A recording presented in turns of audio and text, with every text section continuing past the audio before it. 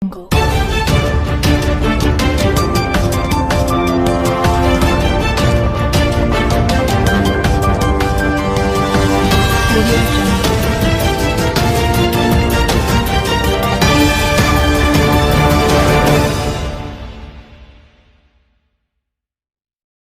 am extremely glad to be here in the official capacity as the Vice Chairman of the National Commission for Minorities, Government of India.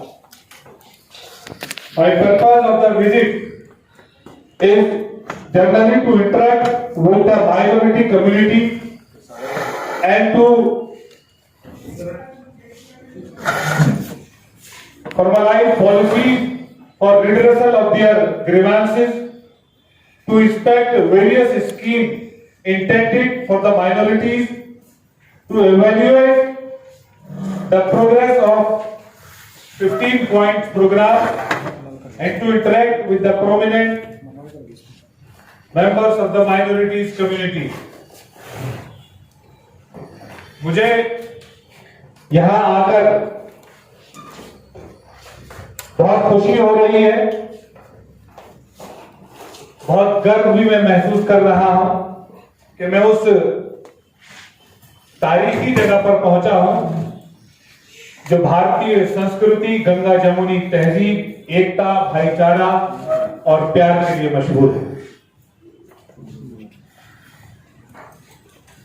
National minorities commission एक नए idea के साथ, एक नए innovative के साथ प्रधानमंत्री नरेंद्र मोदी जी के सबका साथ, सबका विकास और सबके विश्वास को के सपने को साकार करने के लिए दिल्ली से माइनॉरिटीज कमीशन के joint secretary, central work council के मेंबर जनाब हनीफ अली साहब, मैं, मेरे साथ माइनॉरिटी कमीशन की डायरेक्टर और अन्य अधिकारीगण उस विश्वास को अर्जित करने के लिए दिल्ली से 1600 किलोमीटर दूर चलकर आए हैं, जिस विश्वास का कमिटमेंट देश के यशस्वी प्रधानमंत्री नरेंद्र मोदी जी ने किया। इससे पहले कि मैं इस प्रेस कॉन्फ्रेंस की डिटेल आपको बताऊं, मैं सबसे पहले तेलंगाना की आवाम की तरफ से देश के यशस्वी प्रधानमंत्री नरेंद्र मोदी जी और हाई लेवल कमेटी जिसके चेयरमैन भारत सरकार के गृह मंत्री श्री अमित शाह जी थे, जिन्होंने अभी हाल फिलहाल में एक ग्रांट, एडिशनल ग्रांट कुछ 5 स्टेट्स के लिए पास करी है, जिसमें अरुणाचल प्रदेश, आसाम, उड़ीसा, उत्तर प्रदेश और बहुत खुशी के साथ मैं ये बता रहा हूं कि तेलंगाना भी उन 5 स्टेट्स में है जहां फ्लड्स और लैंडस्लाइड्स के लिए जो 2020 में आए हैं, उसमें तेलंगाना को 245.96 करोड़ रुपए की हिस्सेदारी दी जा रही है। मैं तेलंगाना की आवाम की तरफ से प्राइम मिनिस्टर नरेंद्र मोदी जी का शुक्रगुजार हूं, इस हाई लेवल कमेटी के चेयरमैन भारत सरकार के गृह मंत्री श्री अमित शाह जी का शुक्रगुजार हूं और इस कोशिशों को आगे बढ़ाने के लिए तेलंगाना से संबंध रखने वाले भारत सरकार के गृह राज्य मंत्री श्री जी किशन रेड्डी जी का भी धन्यवाद करता हूं कि उन्होंने इस मेहनत के साथ यहां पर तेलंगाना को राहत के इस पैकेज में 245.96 करोड़ की हिस्सेदारी का शेयर दिलाया। इसके साथ ही मैं आपको कुछ जानकारियां और भी शेयर करना चाहता हूं।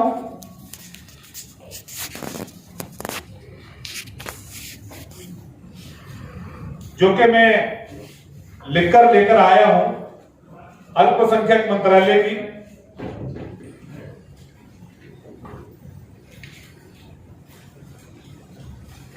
Ministry of Minority Affairs, Government of India has done the following for the welfare of minorities in the Telangana under Prime Minister's Jan Vikas कार्यक्रम। अल्पसंख्यक कार्य मंत्री, प्रधानमंत्री अल्पसंख्यक कार्य मंत्री श्री मुख्तार अब्बास नकवी जी, प्रधानमंत्री श्री नरेंद्र मोदी जी की अगुवाई में तेलंगाना में सर्वस्पर्शीय और समावेशी तुष्टीकरण के बिना सशक्तिकरण के विकास के लिए इतने समर्पित है कि मैं आपको ये बताना चाह रहा हूं कि अल्पसंख्यक मंत्रालय ने केवल तेलंगाना राज्य के लिए 883 करोड़ रुपए सैंक्शन करे हैं अंडर प्रधानमंत्री जन विकास कार्यक्रम। और बहुत खुशी के साथ मैं तेलंगाना वासियों को ये बता रहा हूं कि श्री मुख्तार अब्बास नकवी जी के मंत्रालय ने, अल्पसंख्यक मंत्रालय ने 263 करोड़ रुपीस उसमें से रिलीज भी कर दिए, जो कि 11 कॉमन सर्विसेज सेंटर के लिए इस्तेमाल किए जाएंगे, जिसको हम सद्भावना मंडप भी बोलते हैं। कॉमन सर्विसेज सेंटर के लिए इस्तेमाल किए जाएंगे, 8 हॉस्टल्स के लिए इस्तेमाल किए जाएंगे, 41 residential schools and 4 schools buildings were sanction for Telangana under प्रधानमंत्री जन विकास कार्यक्रम।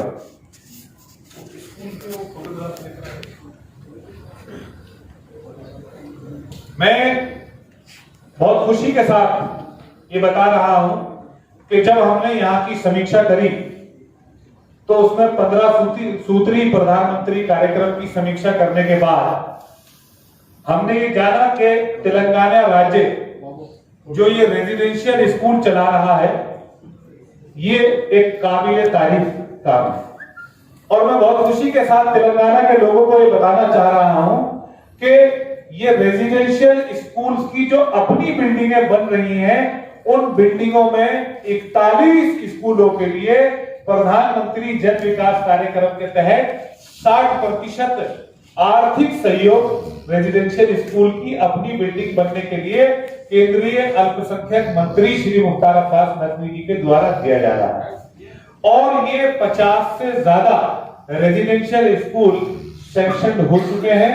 ये मैं कहना भी चाहूंगा कि यहाँ पर जो राज्य की सहायता से जो ये रेजिडेंशियल स्कूल चल रहे हैं ये बहुत अच्छे स्कूल हैं। मैंने इनमें जाकर विजिट करा और मैंने ये पाया कि वहां पर साफ सफाई का स्तर, वहां पर शिक्षा का स्तर, वहां के टीचर्स का स्टैंडर्ड और वहां के स्टूडेंट्स की स्किल्स डेवलपमेंट पावर को इंप्रूव करने के लिए जिस तरीके का प्रयास किया जा रहा है उसकी तारीफ करना भी मैं जरूरी समझता हूं। साथ ही साथ मैं ये भी बताना चाह रहा हूं कि ₹60.28 crore was released under the pre matric scholarship. Bharat सरकार द्वारा अल्पसंख्यक मंत्रालय द्वारा 60.28 crore rupees pre matric scholarship के लिए तेलंगाना के लिए रिलीज किए जा चुके हैं। ₹14 crore released under post matric scholarship, ₹9 crore released under merit cum means scholarship for Telangana by Ministry of Minority Affairs under Nai Mandir scheme. In Telangana, 5918 beneficiaries were enrolled under Begum Hazrat Mahal National Scholarship for meritorious girls belonging to minorities. 9048 beneficiaries were helped by releasing 5.23 crores. Under free coaching, ₹11.90 crore fund was released by the Ministry of Minority Affairs for Telangana. In addition to the above, I request the state government to appoint members। जो मैंने यहाँ पर समीक्षा बैठक करी, school है जो कि तैयार हो चुका है। ये भारत सरकार के अल्पसंख्यक मंत्रालय द्वारा प्रधानमंत्री जन विकास कार्यक्रम के तहत 60% इसमें आर्थिक सहयोग केंद्रीय मंत्री श्री मुख्तार अब्बास नकवी के अल्पसंख्यक मंत्रालय द्वारा किया गया है। मैं दूसरा एक आपको और दिखाना चाहूंगा, एक डोरमेट्री MRSC एट अरसापल्ली इन निजामाबाद। ये भारत सरकार के अल्पसंख्यक मंत्रालय के प्रधानमंत्री जन विकास कार्यक्रम के तहत तेलंगाना की आवाम को यह तोहफा दिया जा चुका है। एक स्कूल बिल्डिंग MRSC एट कोकक टांडोर फेज 1 स्कूल बिल्डिंग, ये भारत सरकार द्वारा तेलंगाना की आवाम को प्रधानमंत्री जन विकास कार्यक्रम के तहत ये दिया जा चुका है। प्रधानमंत्री जन विकास कार्यक्रम के तहत जो शिक्षा के क्षेत्र में ये क्रांतिकारी काम तेलंगाना में हुआ है, ये भी तेलंगाना का काम पूरे देश के लिए एक रोल मॉडल हो सकता है कि अल्पसंख्यक मंत्रालय किस प्रकार बच्चों और अल्पसंख्यकों की शिक्षा के लिए चिंतित है। मैं बहुत खुशी के साथ ये बता रहा हूं कि भारत सरकार का अल्पसंख्यक मंत्रालय अपना 40% फंड शिक्षा के क्षेत्र में लगा रहा है। ये ऐसे अनेकों स्कूल हैं जिनकी फाइल मैं फोटो आपको दिखा सकता हूं। ये खूबसूरत बिल्डिंगें इस बात को दर्शा रही हैं कि प्रधानमंत्री नरेंद्र मोदी जी, केंद्रीय अल्पसंख्यक मंत्री श्री मुख्तार अब्बास नकवी जी तेलंगाना में समावेशी, सर्वस्पर्शीय, सबका साथ, सबका विकास और सबके विश्वास को अर्जित करने के लिए कितनी चिंतित सरकार है। मैं कुछ बात और बताना चाहता हूं आपको कि हमने यहां पर इंटरेक्शन करा सभी समुदाय के लोगों से, जिसमें हमने सिख कम्युनिटी के लोगों से भी इंटरेक्शन करा, हमने जैन कम्युनिटी के लोगों से भी इंटरेक्शन करा, बोहरा कम्युनिटी के भी लोगों से इंटरेक्शन करा। सभी के बीच में प्रधानमंत्री जन विकास कार्यक्रम की बात हुई और सर्वस्पर्शीय और सशक्तिकरण की योजनाओं पर चर्चा हुई। मैं आशा करता हूं कि आने वाले दिनों में राज्य सरकार और प्रस्ताव भी अगर हमें भेजेगी तो केंद्र सरकार कतार में खड़े अंतिम व्यक्ति के उदय के लक्ष्य को प्राप्ति के लिए हर व्यक्ति का विकास करे। हमने हज कमेटी, वक्फ बोर्ड, इनके अधिकारियों से संपर्क करा, इनके साथ इंटरेक्शन करा। इस मामले में एक बेहद दुखद बात जो सामने आती है वो ये आती है कि तेलंगाना एक वाहिद ऐसा राज्य है जहां 3000 से ज्यादा संपत्तियां इलीगल एनक्रोचमेंट किया गया है, जहां तेलंगाना एक ऐसी जगह है कि अगर यहां की इलीगल एनक्रोचमेंट वक्फ की संपत्तियों से हट जाए तो 5 लाख करोड़ से ज्यादा की संपत्ति अकेले तेलंगाना में। लेकिन यहां पर जो वक्फ बोर्ड की हमारी मीटिंग हुई, उस मीटिंग से ये निकल कर आया कि यहां का वक्फ बोर्ड पिछले 5 साल में न तो इनकम बढ़ा पाया है, अपंग सा हुआ है। उसका बहुत सारे कारण हो सकते हैं। वक्फ बोर्ड की ये डिमांड है कि वक्फ बोर्ड को जुडिशियल पावर दी जाए। वक्फ बोर्ड में कोई परमानेंट सीईओ ना होना भी कारण हो सकता है, और भी बहुत सारे कारण हो सकते हैं। हम ये राज्य सरकार से मांग करेंगे, निवेदन करेंगे, उनको डायरेक्शन देंगे कि राज्य सरकार वक्फ की संपत्तियों पर जो अवैध कब्जे हो रहे हैं, उन अवैध कब्जों को छुड़ाने के लिए तुरंत कोई टास्क फोर्स का गठन करे। मैं सेंट्रल वक्फ काउंसिल को रिकमेंडेशन करूंगा कि पिछले 10 साल में, 6 साल में, 7 साल में वक्फ बोर्ड में जो इलीगल एक्टिविटीज यदि हुई हो तो उनकी जांच हेतु कोई इंक्वायरी कमीशन सेटअप किया जाए और जो कल्प्रिट्स पाए जाए उनके खिलाफ एफआईआर दर्ज करके कानूनी कार्रवाई की जाए। क्योंकि वक्फ संपत्तियों को आजाद कराना, वक्फ संपत्तियों को लैंड माफियाओं से, लैंड ग्रैबर माफियाओं से मुक्त कराना, ये प्रधानमंत्री नरेंद्र मोदी जी का सपना है। अल्पसंख्यक मंत्रालय इस पर बहुत बड़ा काम कर रहा है।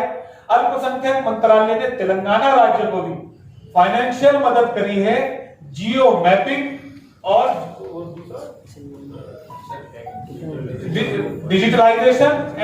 Digitalisation of Waqf property and geo tagging.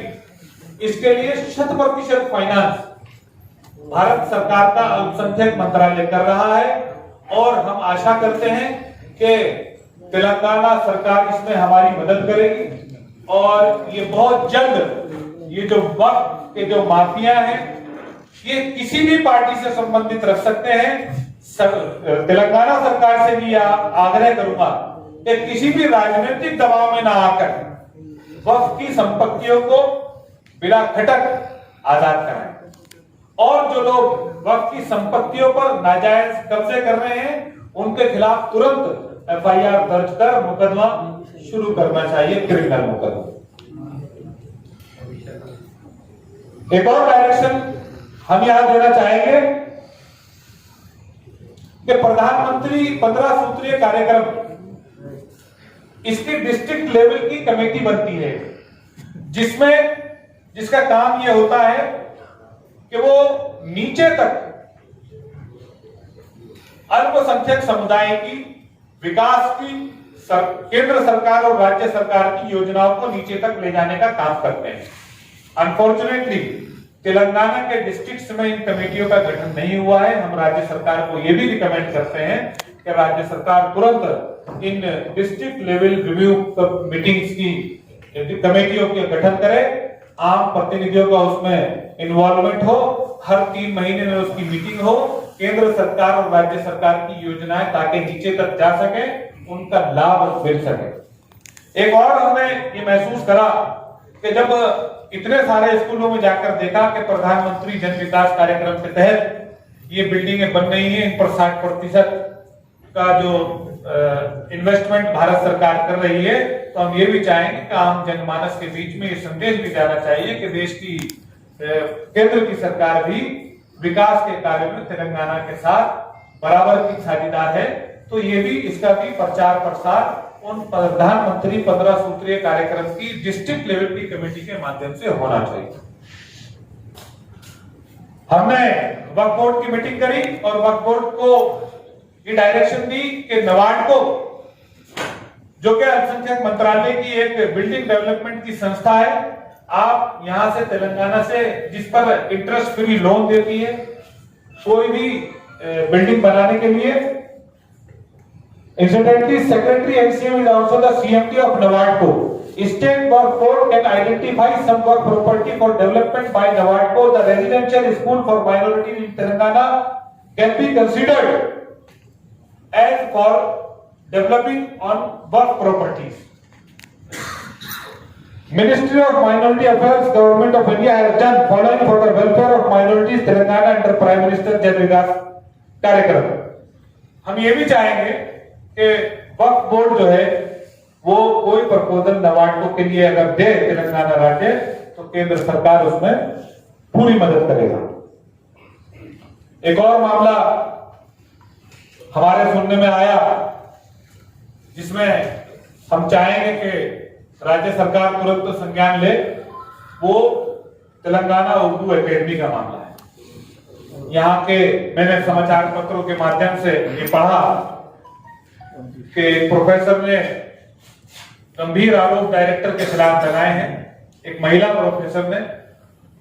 मैं तेलंगाना राज्य सरकार को ये डायरेक्शन देता हूं और रिकमेंड करेंगे कि उस महिला के आरोपों की जांच होनी चाहिए और यदि कोई कल्प्रिट पाया जाता है तो उसके खिलाफ एक्शन लिया जाए। दूसरे, उर्दू स्कूलों की थोड़ी हालत पिछले 2-4 सालों में थोड़ी सी खस्ता हुई है। हम ये भी आग्रह करेंगे कि जहां एक तरफ उर्दू पढ़ने वाले वास्तव में खुद कम होते जा रहे हैं, तो स्कूल भी बंद होंगे, लेकिन सरकार को उर्दू मीडियम स्कूल जैसे उर्दू इवनिंग कॉलेज था हिमायत नगर में, ओरिएंटल आर्ट कॉलेज उर्दू हाल हिमायत नगर, जो कि बंद हो गए, सरकार को, तेलंगाना सरकार को इस और ध्यान देने की आवश्यकता है। प्रधानमंत्री नरेंद्र मोदी जी का सबका साथ, सबका विकास और सबका विश्वास का जो सपना है, उस सपने को साकार करने में तेलंगाना राज्य सरकार से भी पूरी मदद की हम उम्मीद करते हैं, अपेक्षा करते हैं। ये जो कॉलेजेस बंद हो गए हैं, सरकार इनके ऊपर पुनः विचार करे। यहाँ के टीचर्स को अलग अलग दूसरे स्कूल्स में ट्रांसफर, कॉलेजेस में ट्रांसफर किया गया। मैं समझता हूं इनको वापस बुलाकर सरकार को कोई स्कीम चलानी चाहिए कि ज्यादा से ज्यादा स्टूडेंट्स यहाँ पढ़ें आकर, और ये उर्दू जो यहाँ की विरासत है, यहाँ की सकाफत है, ये दोबारा जिंदा हो सके। वक्फ बोर्ड के ताल्लुक से जितना मुझे कहना था वो कम है। केवल इतना ही चाहूंगा कि सरकार को तेलंगाना, भारत सरकार तेलंगाना में वक्फ संपत्तियों को बचाने के लिए हर मुमकिन मेहनत कर रही है। जियो टैगिंग, जियो मैपिंग, एक बार वो सब और रिकॉर्ड हो जाए तो उस पर एनक्रोचमेंट होना बंद हो जाएगा। लेकिन राज्य सरकार, लॉ एंड ऑर्डर उसके हाथ में है।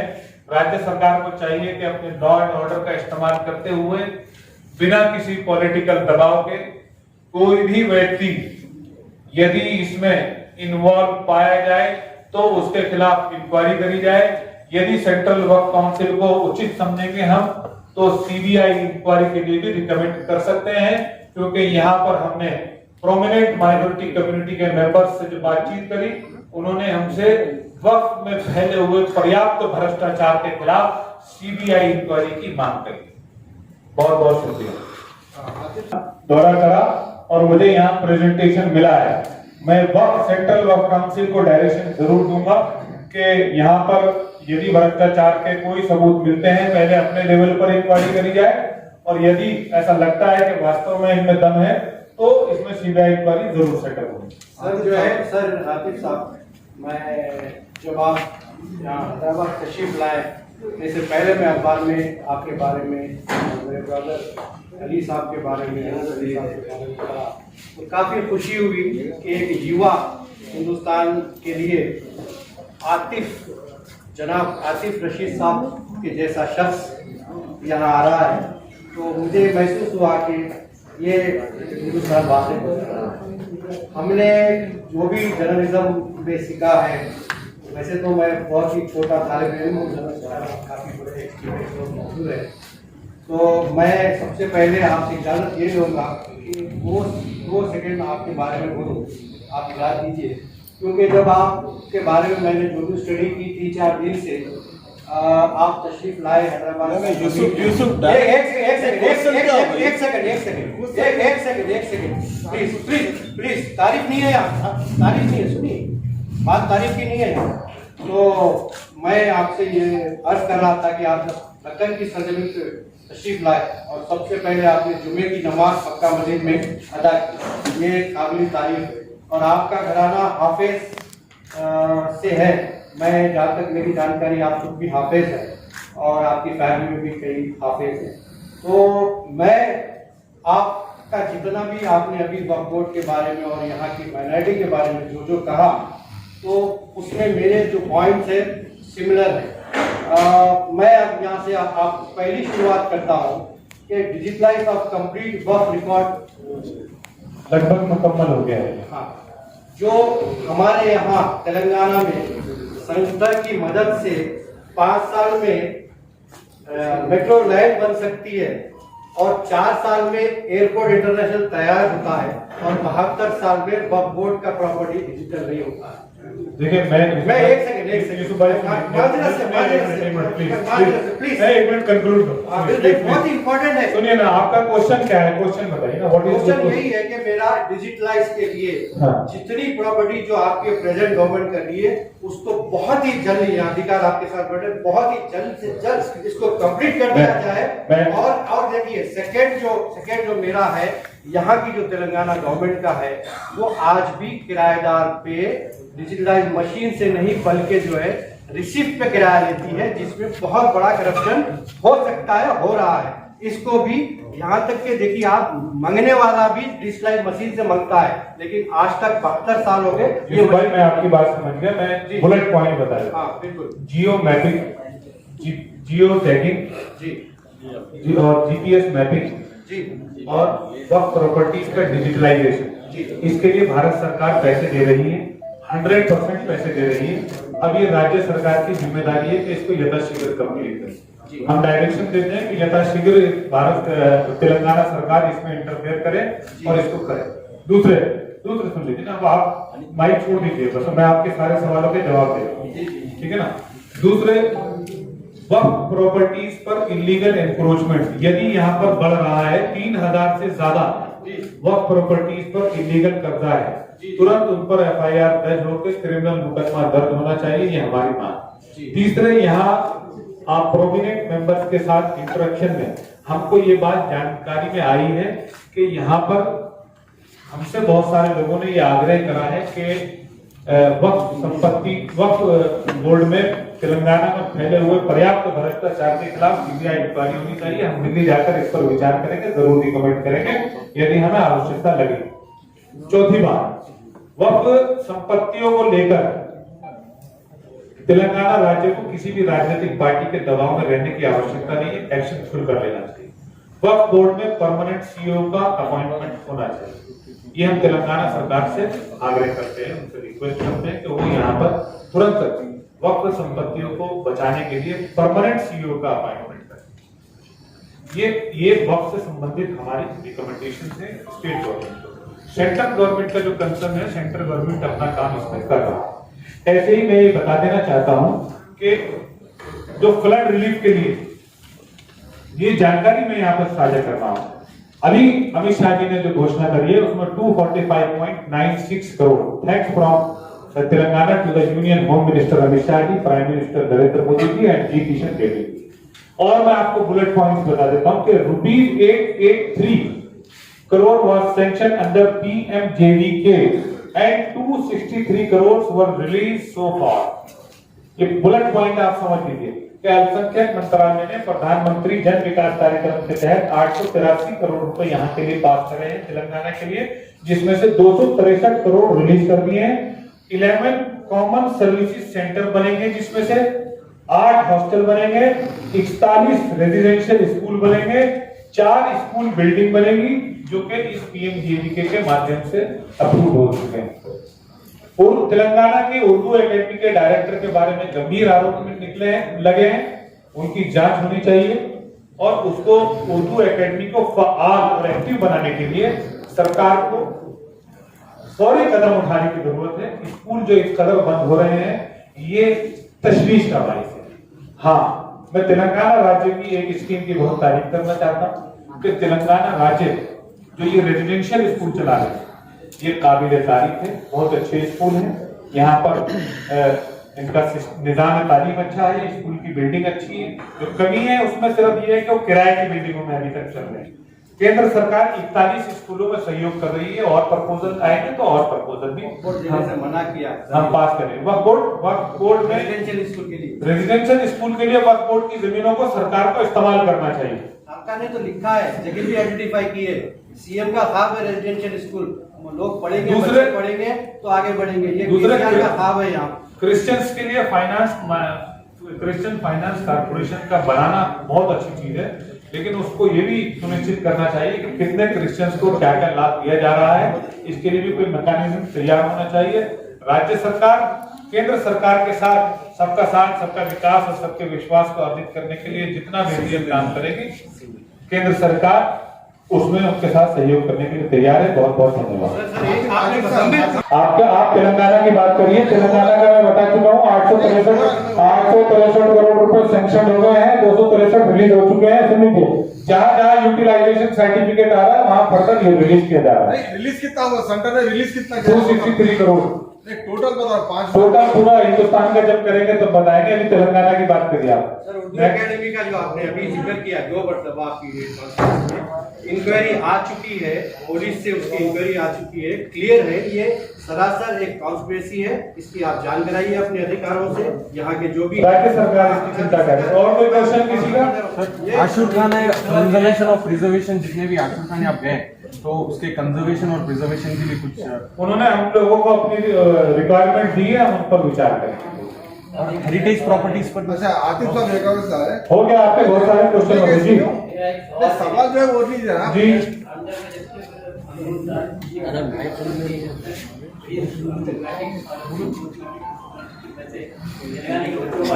हाँ,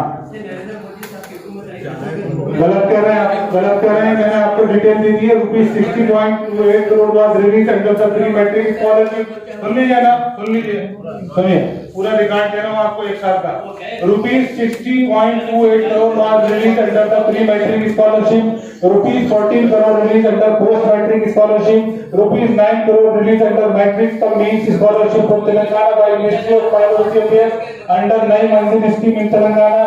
5918 beneficiaries were enrolled and under Begum Hazrat Mahal National Scholarship Scheme for meritorious girls belonging to minorities, 9048 beneficiaries were helped by releasing 5.23 crore under free coaching. ₹11.90 crore fund was released in addition to the above। और बताइए। Okay, thank you very much.